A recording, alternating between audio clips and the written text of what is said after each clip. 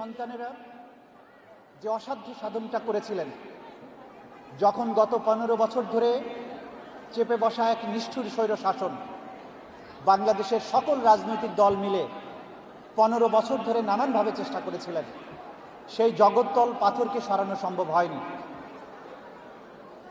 কিন্তু যে বাচ্চাদেরকে কখনো কেউ কল্পনা করেনি, যে বাচ্চাদেরকে মানুষ আন্ডার এস্টিমেট করেছে, জেনারেশন জি বা জেন জি, যাদের ব্যাপারে অনেক নেগেটিভ প্রচারণা ছিল, যে এই ছেলেরা মোবাইল দেখে, সারাক্ষণ ফেসবুক চালায়, পাবজি খেলে, এরা ফার্মের মুরগির মতো, এদেরকে দিয়ে কিছু হবে না, এই ধরনের ধারণা প্রচলিত ছিল অনেক অভিভাবকের মধ্যে।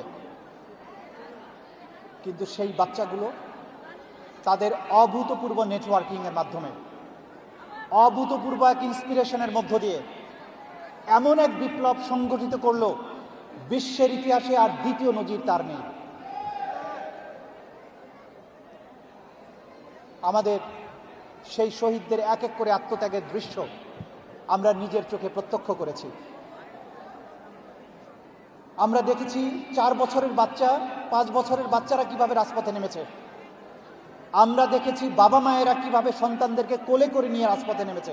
শহীদদের বীরত্ব আপনারা দেখেছেন।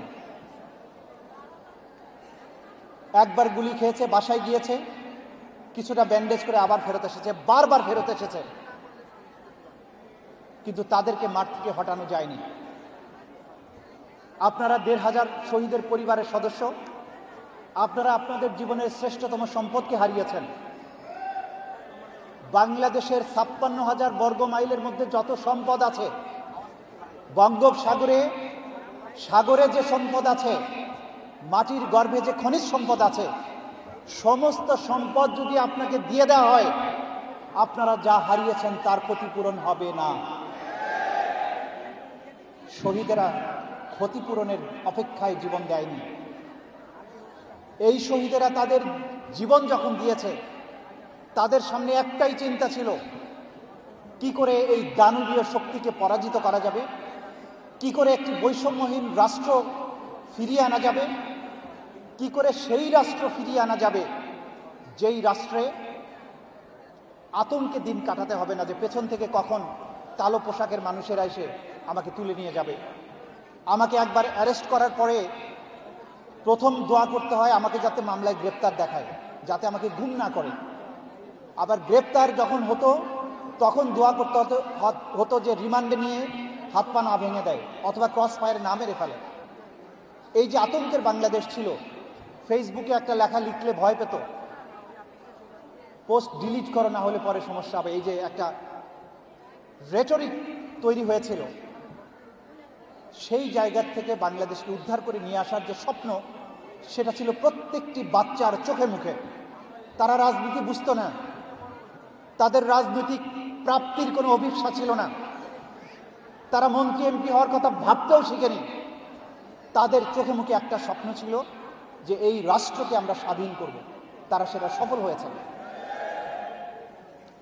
শহীদ পরিবারের সম্মানিত সদস্যদেরকে আমি অনুরোধ করতে চাই, যে সম্পদ আপনারা হারিয়েছেন, আমি বলেছি যে বাংলাদেশের খনিজ সম্পদ যা আছে সব কিছু সহ বাংলাদেশের সবও যদি তাদেরকে দেওয়া হয়, আপনাকে দেওয়া হয়, তার কোনো ক্ষতিপূরণ যেহেতু হবে না, শহীদ পরিবার বৈষয়িক সামান্য কোনো স্বার্থের জন্য কারো দ্বারস্থ কখনো হবেন না।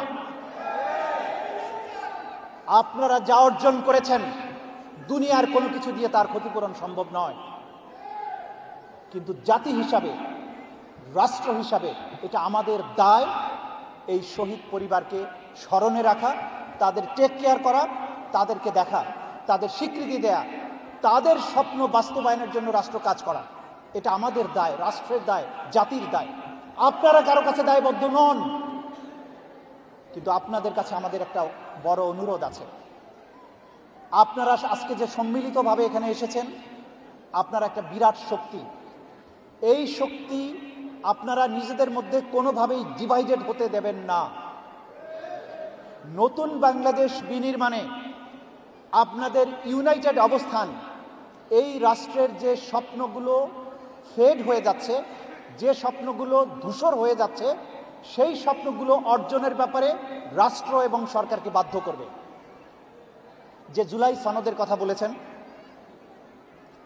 নতুন রাষ্ট্রের কথা বলেছেন, এই রাষ্ট্র গঠনে আপনাদের এই শহীদ পরিবারগুলো যখন ঐক্যবদ্ধ থাকবে, আপনারা যখন এইভাবে কাজ করবেন, তখন কোনো সরকারের সাধ্য নাই আপনাদের দাবিকে উপেক্ষা করে একটা নতুন রাষ্ট্র গড়ে তোলে।